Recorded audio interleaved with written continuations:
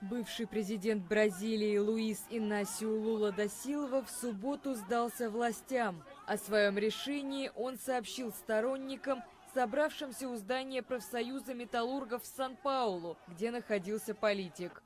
На вертолете его доставили в здание полиции в городе Куритиба на юге страны.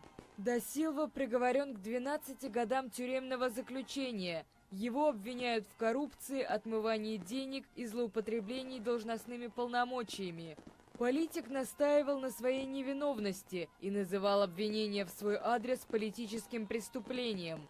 Сторонники экс-президента вышли на акцию протеста против действий властей. Они называют президентские выборы, которые запланированы на октябрь этого года, нелегитимными. Да Силва был фаворитом предвыборной гонки. Его арест повышает шансы на победу центристского кандидата, считают аналитики.